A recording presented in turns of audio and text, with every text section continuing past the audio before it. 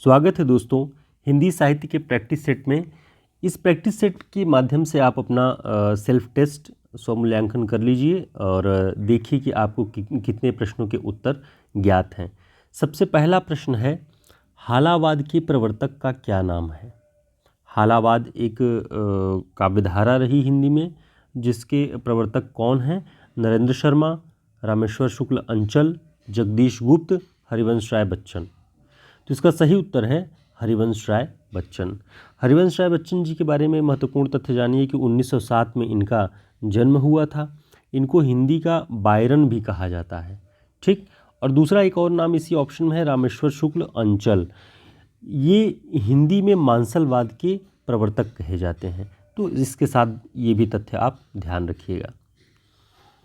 अगला जो प्रश्न है वह है, गाथा सप्तशती की रचना किसने की है? ऑप्शन है हेमचंद्र सूरी, कर्ण कवि, हाल कवि, जोइंदू। तो इसका जो सही उत्तर है हाल कवि।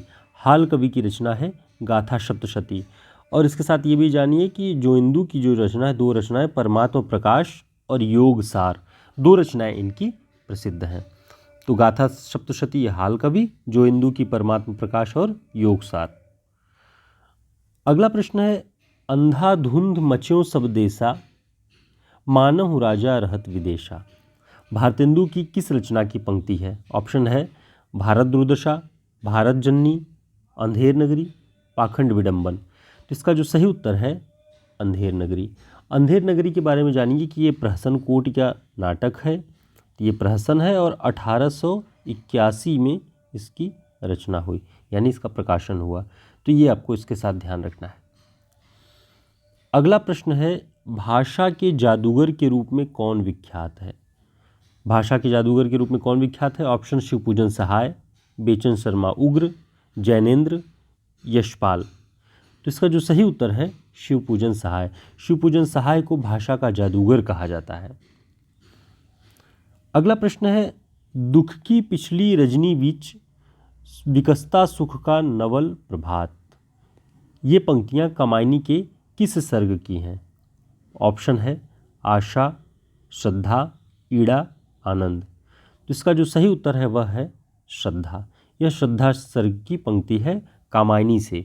तो पहले मोटा मोटा ये याद रखिए कि दुख की पिछली रजनी बीच, विकसता सुख का नवल प्रभात, ये कामायनी की पंक्ति है। अब कामायनी के बारे में महत्वपूर्ण तथ्य ये जानते हैं कि कामायनी का प्रकाशन 1935 ईस्वी में हुआ। इसमें कुल 15 सर्ग हैं और जयशंकर प्रसाद जी की ये रचना है। जयशंकर प्रसाद जी का जन्म 1889 ईस्वी में हुआ, ये भी आप ध्यान रखिएगा, ठीक। कामायनी को छायावाद का उपनिषद कहा जाता है, ये भी इसके साथ आपको ध्यान रखना है। आचार्य शांतिप्रिय द्विवेदी जी ने इसे छायावाद का उपनिषद कहा हुआ है। तो एक प्रश्न के साथ आप कई प्रश्न तैयार कर सकते हैं, ये आपके पास विकल्प होता है।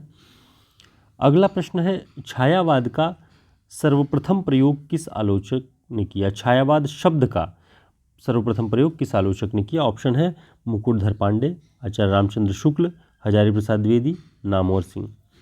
तो इसका सही उत्तर है मुकुटधर पांडे। छायावाद शब्द का जो पहली बार प्रयोग किया वो मुकुटधर पांडे जी ने किया। और छायावाद नाम की पुस्तक है 1955 में नामवर सिंह की। तो ये भी एक तथ्य याद रखिएगा। अगला प्रश्न है, मोचीराम और पटकथा, इन दोनों कविताओं के लेखक कौन हैं? ऑप्शन है चंद्रकांत देवताले, धूमिल, बलदेव वंशी, इनमें से कोई नहीं। इसका सही उत्तर है धूमिल। धूमिल की लंबी कविताएं हैं ये। मोचीराम और पटकथा बहुत प्रसिद्ध हैं, ध्यान रखिएगा। अगला प्रश्न है, राजा निर्बंसिया कहानी के लेखक कौन हैं? ऑप्शन है मोहन राकेश, कमलेश्वर, हरिशंकर परसाई, रविंद्र कालिया। तो राजा निर्बंसिया जो कहानी है वह कमलेश्वर की है, तो इसे ध्यान रखिएगा, बहुत महत्वपूर्ण कहानी है।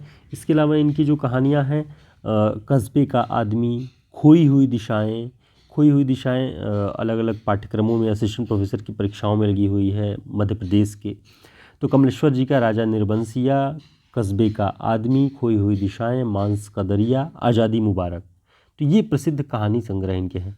मोहन राकेश का भी अगर हम देखें तो इंसान के खंडहर, नए बादल, जानवर और जानवर, फौलाद का आकाश, ये मोहन राकेश जी की कहानी संग्रह हैं।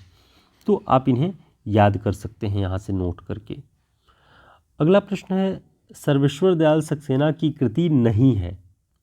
ऑप्शन है काठ की घंटियाँ, जंगल का दर्द, धूप धान के, खूंटियों पर टंगे लोग। तो देखते हैं हम कि काठ की घंटियाँ सर्वेश्वर दयाल सक्सेना की रचना है, जंगल का दर्द उनकी रचना है और खूंटियों पर टंगे लोग, ये तीनों उनकी रचना है। ये नहीं है, धूप धान के सर्वेश्वर दयाल सक्सेना की कृति नहीं है। तो जो है उसे आप याद रखिएगा, जिससे आपके लिए आसान हो जाएगा। अगला प्रश्न है, साकेत। साकेत की कथा का मुख्य संबंध किसके विकास से जुड़ा हुआ है? तो इसका ऑप्शन है राम और सीता के, लक्ष्मण और उर्मिला के, भरत और मांडवी के, लक्ष्मण और सीता के। तो जो इसका सही उत्तर है वह है लक्ष्मण और उर्मिला के। साकेत का प्रकाशन 1931 ईस्वी में हुआ, ये आपको ध्यान रखना है। ये रामकथा पर आधारित बहुत महत्वपूर्ण काव्य है। इसमें कुल 12 सर्ग हैं, इसे ध्यान रखिएगा। 12 सर्ग हैं कुल साकेत में। मैथिली शरण गुप्त जी की रचना है ये। तो इस तरह से आप अगर इसे याद करेंगे और इन प्रश्नों को हल करेंगे तो आपको लगेगा कि आप इन प्रश्नों के इर्द गिर्द के सभी उत्तरों को आप जानते हैं। तो ये सेल्फ टेस्ट आपके लिए बहुत आवश्यक है। इस तरह के प्रैक्टिस सेट हम आपके लिए उपलब्ध कराते रहेंगे, जिससे आप अपना मूल्यांकन कर सकें कि आपकी तैयारी किस दिशा में कितनी आगे बढ़ चुकी है, कौन कौन से पॉइंट्स आप पढ़ते वक्त ध्यान रखते हैं, कौन से पॉइंट्स आपसे छूट जाते हैं। तो उन्हें आप एक डायरी मेंटेन करिए, एक नोट्स बनाइए जिनमें आप उन्हें नोट कर सकें, और रफली ही नोट करें, लेकिन नोट ज़रूर करें, क्योंकि लिखने से ही बहुत तेज़ी से याद होता है। तो वो लिखना एक कमिटमेंट के तौर पे हो जाता है कि आपने नोट्स बनाया हुआ है, आपने पढ़ा है इसको, तो वो हमेशा आपको याद रहेगा।